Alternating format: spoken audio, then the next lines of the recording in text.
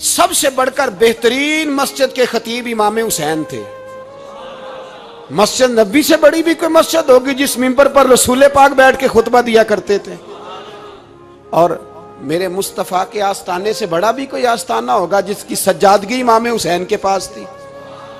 کہتے ہیں ہمارا کیا تعلق، ہمیں کیا لگے، جو مرضی ہوتا پھرے۔ یہ سنو، سب سے پہلے پاکستان نہیں، سب سے پہلے رسول اللہ کا دین ہے۔ اصل میں جاگ ہی نہیں رہا، میں جاگتا ہی نہیں، اور مجھے یہ اندازہ ہی نہیں کہ لیبیا سارا کٹ گیا، مصر کے ٹکڑے ٹکڑے ہو گئے۔ مجھے پتہ ہی نہیں کہ شام، جس کے بارے میں میرے نبی پاک علیہ السلام نے فرمایا مکے اور مدینے کے بعد اللہ نے سب سے زیادہ برکتیں ملک کے شام میں رکھی ہیں، اور حضور نے فرمایا جس نے ہجرت کرنی ہو وہ شام جائے۔ اتنا اعلیٰ ملک سارا کٹ گیا، 4-4 ہزار لوگ ایک ایک دن میں قتل ہو گئے۔ پر میرا گھر اب آباد ہے نا، کوئی حرج نہیں، وہ کٹتے ہیں تو وہ دور ہیں، کٹتے رہیں۔ فلسطین میں ہمارے ہاں معراج کی محفلیں بڑی جم کے ہوتی ہیں، سارے لوگ پڑھتے ہیں سبحان الذی اسریٰ بعبدہ لیلا من المسجد الحرام الی المسجد الاقصی۔ انہیں پوچھو روز قرآن مجید میں مسجد اقصی کا نام لینے والوں تو مسجد اقصی کہتے ہو تو تمہیں اللہ کتنی نیکیاں عطا کرتا ہے، بتاؤ تو صحیح مسجد اقصی کدھر ہے؟ اور اب تو میری طرح کے مولوی آدھی حدیث سناتے ہیں، کہتے ہیں مسجد نبی میں ایک نماز پڑھو تو 50,000 کا ثواب، حرم شریف میں پڑھو تو 1,00,000 کا ثواب۔ مولانا حدیث یہاں سے شروع نہیں ہوتی، کھولو تو صحیح کنز المال، پڑھو مسند امام محمد بن حنبل، حدیث تو یہاں سے شروع ہوتی ہے۔ میرے نبی پاک نے فرمایا مسجد اقصی میں جس نے ایک نماز پڑھی 25,000 کا ثواب، اور میری مسجد میں جس نے ایک نماز پڑھی 50,000 کا ثواب، اور اللہ کے گھر بیت اللہ جس نے پڑھی 1,00,000 کا ثواب۔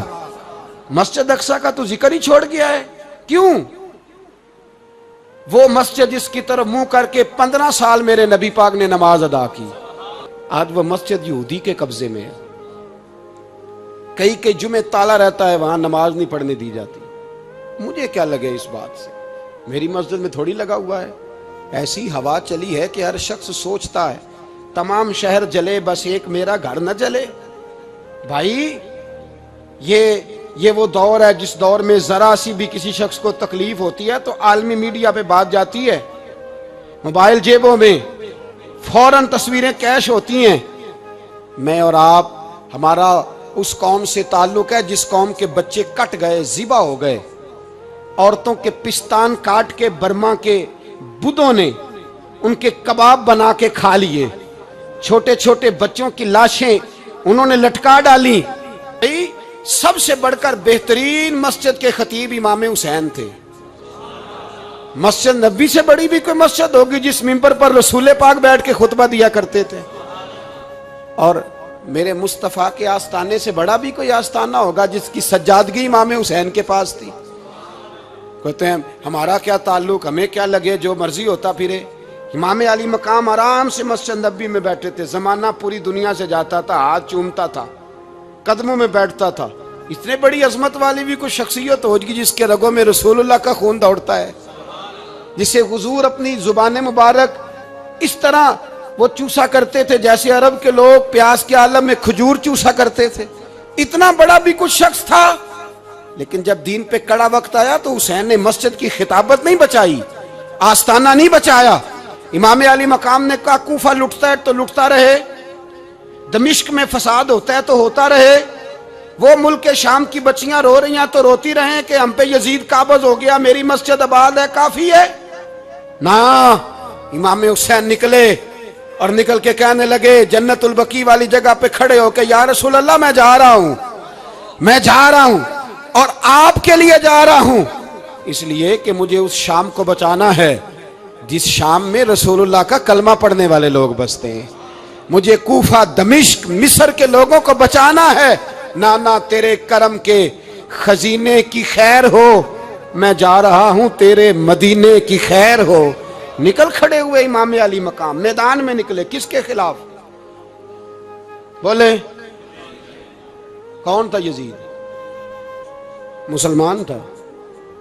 اس وقت تک تو سب نے مسلمان لکھا ہے، جس نے کافر کہا شہادت امام حسین کے بعد کہا۔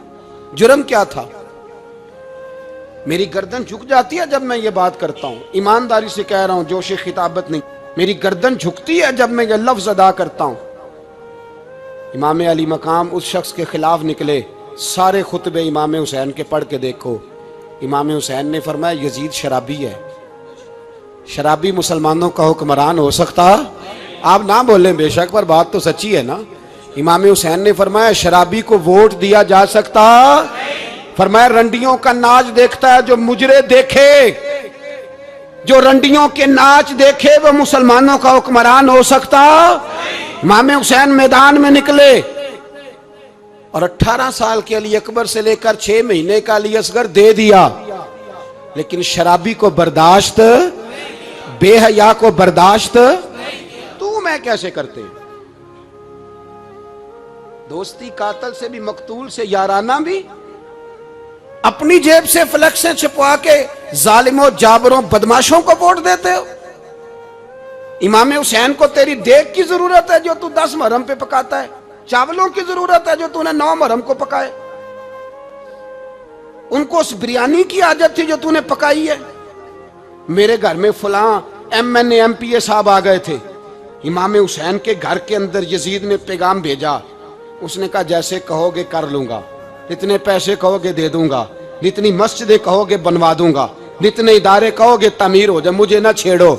آپ نے فرمایا نا، مسجد مدرسے اس وقت آباد رہتے ہیں جب حکمران صحیح ہوتے ہیں، اور جب حکومتیں غلط ہوتی ہیں تو پھر مساجد آباد، پھر مدارس کی آباد کاری ہو ہی نہیں سکتی۔ میں دین میں نیا رکھنا کھول دوں؟ امام علی مقام کھڑے ہوئے، پر میں کیا کروں؟ حکومت کیا کروں؟ حکومت سے کیا کہوں؟ اگر میری ملت کے اپنے جوان کے موبائل میں رنڈیوں کا ناچ ہو تو 10 محرم کو تو امام حسین کربلا میں تڑپ جاتے ہوں گے۔ اگر 9-10 محرم کو جو نکلا امام علی مقام کی بات کرنے کے لیے، وہ نوجوان اگر سگریٹ کا، شراب کا، بدماشی کا عادی ہو تو حضرت علی اصغر کہیں گے نا میری قربانی کا کیا بنا؟ وہ تو نکلے تھے عریانی اور فحاشی کے خلاف، اور اگر ملت کا جوان روز چوک میں کھڑے ہو کے لڑکیوں کو تاڑتا ہو تو حضرت علی اکبر تو اپنی قبر میں روتے ہوں گے کہ یہ اس قوم کے لیے جان دے دی جو آج یزیدی طریقوں پہ عمل کر رہی ہے، جو ساری رات گند دیکھ کے سوتی ہے، جو ساری رات بے حیائی، فحاشی اور عریانی میں لگی رہتی ہے، ان لوگوں کے لیے جان دے دی۔ اتنا ظلم ان شہیدوں کے ساتھ، اور 10 محرم کو دیگ پکا کے کہتا ہے میں امام حسین کا ماننے والا ہوں، میں امام علی مقام سے پیار کرنے والا ہوں۔ نہ بھائی، نہ دو رنگی چھوڑ کے یک رنگ ہو جا، سراسر موم ہو جا یا سنگ ہو جا، امت مسلمہ کو بیدار ہونا پڑے گا۔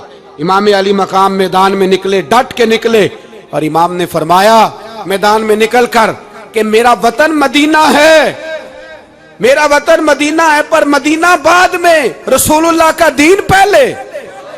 تو پاکستان کی بات کرتا ہے؟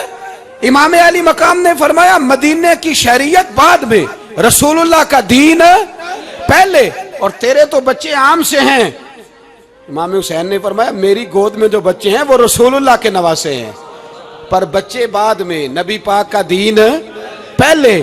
آپ نے فرمایا تیری بیٹی بڑی باوقار ہوگی، اس کی بڑی عزت ہے، تو کہتا ہے بیٹی کی وجہ سے بلیک میل ہو گیا، لیکن جو شان خدا نے حسین کی بیٹی کو عطا فرمائی، جن بچیوں کا سر کا بال ننگا ہو جائے، سر کا بال ننگا ہو جائے، تو امام شورانی فرمایا کرتے تھے اگر مدینے میں کسی سید زادی کے سر کا بال ننگا ہوتا تھا تو سورج اپنا منہ چھپا لیا کرتا تھا، سورج چھپ جاتا تھا بادلوں کی اوٹ میں، اور مدینے والے سمجھ لیتے تھے کہ گھر میں کام کرتے کرتے کسی سید زادی کے سر کا کوئی بال ننگا ہو گیا۔ ان شہزادیوں کا اتنا وقار، پر امام علی مقام نے فرمایا بیٹیوں کی فکر بعد میں، رسول اللہ کا دین پہلے رسول اللہ کا دین۔ قوم مذہب سے ہے، مذہب جو نہیں تم بھی نہیں۔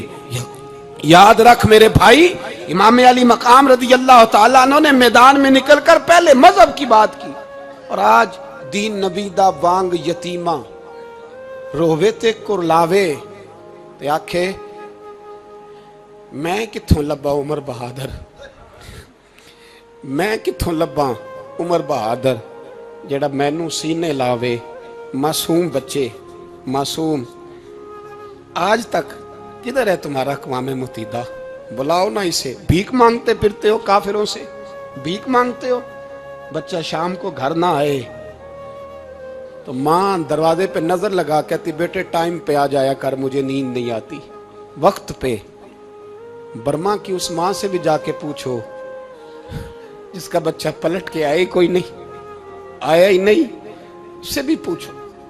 بچے نے آدھی رات کو روٹی مانگ لی تو فالج زدہ ماں, اس کو فالج تھا, وہ رینگتی ہوئی اٹھی اور اس نے اپنے لال کو روٹی پکا کے دی. باپ کہتا رہا چل چھوڑ, سو جا بیٹے تیری اماں. اس نے کہا نہیں مجھے نیند نہیں آتی, بیٹا بھوکا ہے. اس ماں سے بھی کبھی پوچھ, اس ماں سے جو بنگلہ دیش کے خیمے میں بیٹھی ہے تو بی بی سی لندن کا رپورٹر کہتا ہے کہ تیری خواہش کیا ہے؟ کہتی کوئی بھی نہیں, چلو 2 دن کے بعد ہی صحیح میرے بیٹے کو ایک روٹی دے جایا کرو, روٹی مانگتا ہے مجھ سے, میں کدھر سے لاؤں؟ یہ لوارث قوم ہے.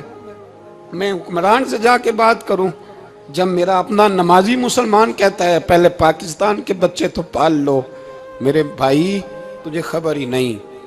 یہ تو جانا تو کبھی گنبد خضرا پہ, تو میرے مصطفیٰ نے فرمایا من ازا مسلم فقد ازانی. فرمایا جب میرا مسلمان تکلیف میں ہوتا ہے تو میں گنبد میں تکلیف میں ہوتا ہوں, مجھے درد ہوتا ہے, مجھے اذیت ہوتی ہے. پوچھ جا کے محبوب پاک سے. میرے عزیز کسی کو غم ہی نہیں ان لوگوں کا, کسی کو پرواہ ہی نہیں, کچھ سوچتا ہی نہیں ان کے بارے میں. میں اپنے گھر میں مست ہوں, آپ اپنے گھر میں مست ہیں.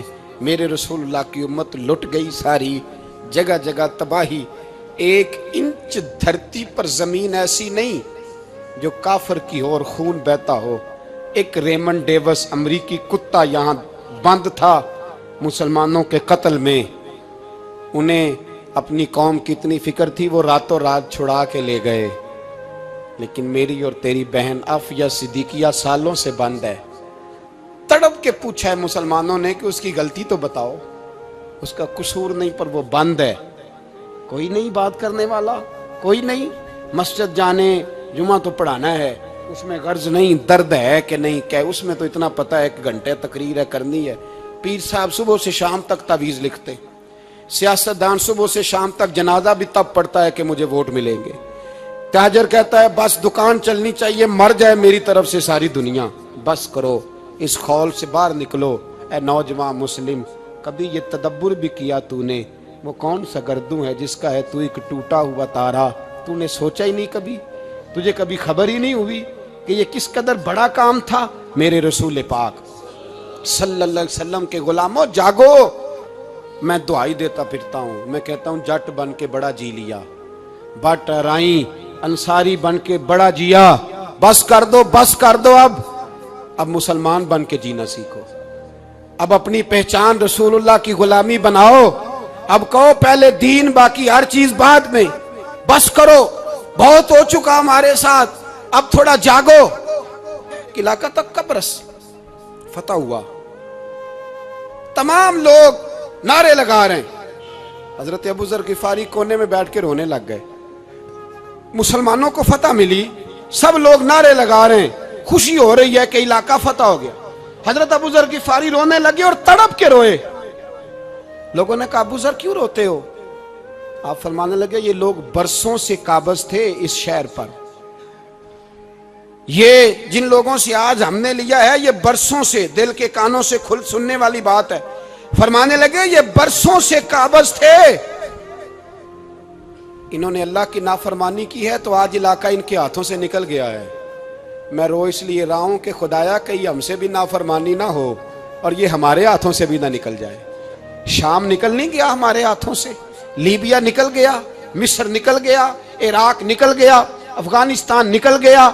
اور اگر دیکھو تو بلا واسطہ ہر جگہ کافر کا ڈیرا. وہ رو رہے ہیں, کہتے ہیں جب قوم اللہ کی نافرمانی کرتی ہے تو علاقے نکل جاتے, تڑپ رہے ہیں. مجھے کوئی فکر نہیں, کوئی نہیں رویا مصر کے جانے پر, کوئی نہیں رویا لیبیا کی تباہی پر, شام کے بچوں پہ کوئی نہیں رویا. ہم لوگ یہاں عید مناتے رہے, عید پر لوگ نئے کپڑے لیتے رہے اور برما کے مسلمانوں کو کفن تک نصیب نہ ہوا. کوئی نہیں تڑپا ان لوگوں پر, کسی کو خیال نہیں آیا. صاحب امام علی مقام کی فکر کو سمجھو، اس پر غور کرو، بس کر دو، نیند بڑی لمبی ہو گئی، اب اٹھو اس بیداری سے، اٹھو۔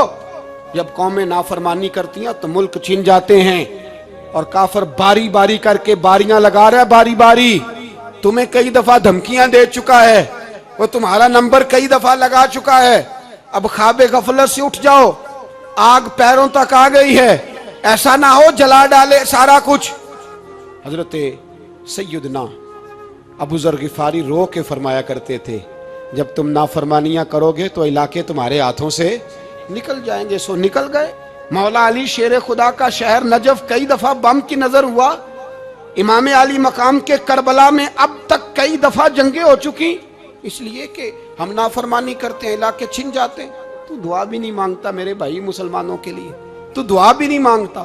امام حسین میدان کربلا میں تھے، ایک راوی کہتا ہے 3 دن پانی بند رہا ہے، روٹی بند رہی ہے، پر قرآن پاک کی تلاوت 1 منٹ کے لیے بھی بند نہیں ہوئی، دعا اور التجا 1 منٹ کے لیے بھی بند۔ حسین کے خیمے سے یہ آواز بار بار آتی رہی، یا اللہ استقامت بھی دے اور صبر بھی عطا فرما۔ دعا کا رستہ بند، تلاوت بند نہیں ہوئی، اللہ کی بارگاہ میں سجدے بند نہیں ہوئے، تو چھوڑ گیا ہے، تو دعا تک نہیں مانگتا۔ دعا تو انقلاب برپا کر دیتی ہے، دعا تو حالات بدل دیتی ہے، دعا تو تبدیلی لے آتی ہے۔ کوئی بیٹھا ہوا مجھے دور دعا دیتا ہے، بس دعا دیتا، فقط دعا دیتا ہے۔ کوئی بیٹھا ہوا مجھے دور دعا دیتا ہے، میں ڈوبتا ہوں پر سمندر اچھال دیتا ہے۔ وہ بھائی تو دعا بھی چھوڑ گیا۔ پہلی بات آپ کی خدمت میں یہ ہے کہ جاگیں، مسلمان بنیں۔ دوسرا کچھ نہیں کر سکتے تو دعا تو کر سکتے ہیں نا، دعا کا رستہ اپنائیں۔ اور پھر میرے نبی پاک علیہ السلام نے 2 باتیں فرمائی، کان کھول کے سن لینا، 2 باتیں۔ حضور نے فرمایا ایک وقت آئے گا کہ میری امت کے خلاف کافر ایک دوسرے کو آوازیں دیں گے، آؤ مسلمانوں کو ماریں، آؤ مسلمانوں۔ تو صحابہ نے کہا یا رسول اللہ کیوں، ہم تھوڑے ہو جائیں گے؟ فرمایا نہیں، تم بہت زیادہ ہوں گے۔ 56 اسلامی ملک ہیں دنیا میں، کتنے بول کے بتانا ہے؟ اتنا سا برما ہے، کسی غیر مسلم کا کتا مر جائے تو یہ چیخ پڑتے ہیں، اور یہاں کہتی ہے اقوام متحدہ کہ جی وہ ہمیں داخل نہیں ہونے دے رہے، تو بند کرو پھر سلامتی کونسل، تحلیل کر دو، اقوام متحدہ ختم کرو۔ اگر تمہاری کو سنتا نہیں تو بنائی کیا ہے؟ صرف مسلمانوں کو پریشرائز کرنے کے لیے۔ اور ہمارے مسلمان بھیک مانگتے پھرتے ہیں، کہتا ہے کہا ہے ہم نے اقوام متحدہ سے۔ اب تم اپنے لیے کافر سے بھیک مانگو گے، کافر سے بھیک مانگو گے؟ میرے عزیز نبی پاک علیہ الصلوۃ والسلام نے فرمایا کافر ایک دوسرے کو بلائیں گے مسلمانوں کو مارے۔ یا رسول اللہ ہم تھوڑے ہوں گے، فرمایا بہت زیادہ ہوں گے۔ تو حضور کیا ہوگا؟ فرمایا تمہیں وہن ہو جائے گا۔ یا رسول اللہ وہ کیا ہے؟ فرمایا دنیا سے پیار ہو جائے گا، مرنے کو دل نہیں کرے گا، دنیا سے اور مرنے کو۔ اس وقت سمجھ لینا کافر تم پہ حاوی ہے۔ میں اپنا اندازہ کروں، آپ اپنا کریں، مجھے دولت سے کتنا پیار ہے اور آپ کو کتنا پیار ہے۔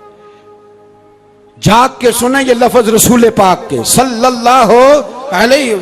حضور نے فرمایا جب تجھے دنیا سے پیار ہو جائے، دولت سے پیار ہو جائے، اقتدار سے پیار ہو جائے، اور جب تجھے موت بری لگنے لگے، تیرا مرنے کو دل نہ کرے، پھر کافر تیرے اوپر چڑھ آئے گا۔ حضرت عمر شہید، حضرت عثمان، جناب علی، امام حسن، امام حسین، علی اکبر، علی اصغر، حضرت عباس، حضرت سعد بن معاذ، حضرت امیر حمزہ، مصعب بن عمیر۔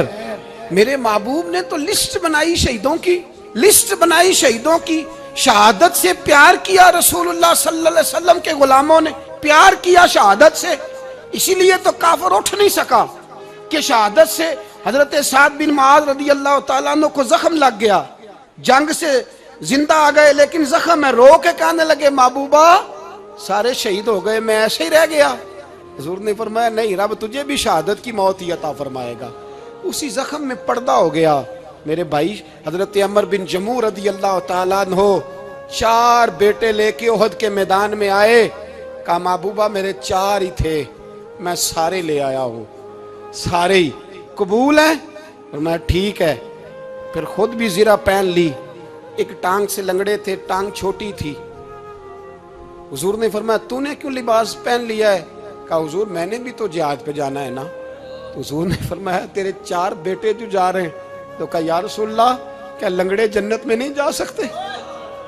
حضور لنگڑے اللہ کو قبول نہیں, میں نہیں جا سکتا. تو میرے نبی پاک صلی اللہ علیہ وسلم نے فرمایا نہیں, جنت تو تیرا انتظار کر رہی ہے.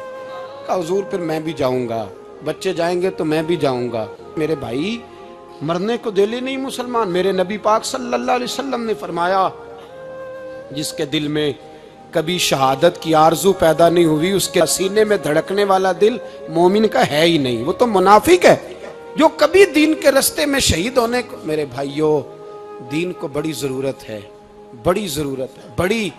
اے خاصائے خاصان رسول وقت دعا ہے, امت پہ تیری آ کے عجب وقت پڑا ہے.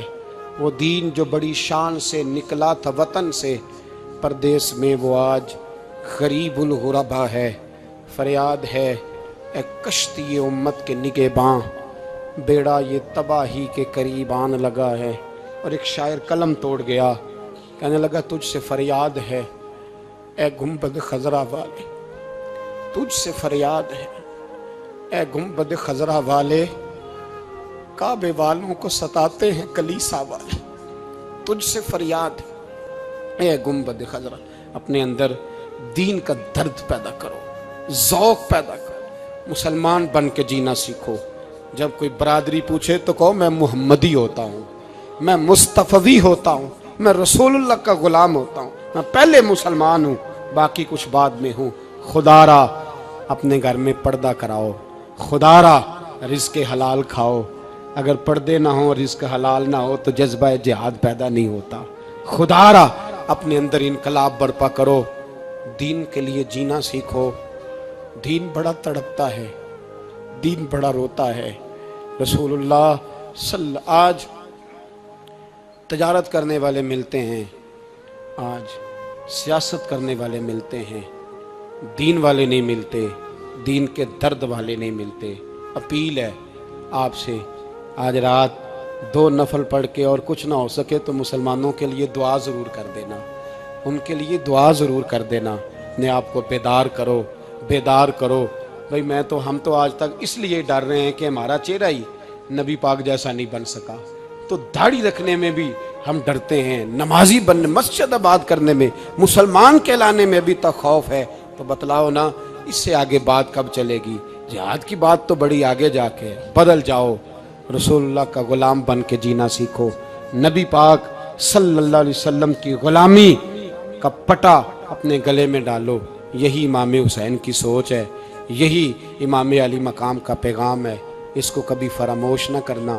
امام حسین ہمیں بتا گئے سارا کچھ لٹ جائے پر دین کے اندر کوئی نقص واقعہ نہ ہونے پائے. کوئی شرابی, کوئی بے ایمان, کوئی لٹیرا کبھی اس کے سپورٹر نہ بننا. ہمیشہ وہ کسی شاعر نے کہا تھا ہم سے نہ رقم ہوں گے قصیدے یزید کے. کسی نے کہا کسی ظالم نے میری سپورٹ کر, میری بات کر, تو اس نے کہا ہم سے نہ رقم ہوں گے قصیدے یزید کے, کیونکہ ہم لوگ تو حسین کے سیرت نگار ہیں. ہم لوگ تو حسین کے سیرت نگار ہیں. یہ محرم کے جو دن ہے یہ انقلاب کے دن ہے, رونے پیٹنے کے نہیں, انقلاب کے دن, جذبوں کی بیداری کے دن, ظلم کی آنکھوں میں آنکھیں ڈالنے کا جذبہ پیدا کرنے کے دن. اس کو اسی رنگ میں لو. اے خالق کائنات اپنے محبوب کی امت پہ رحم فرما.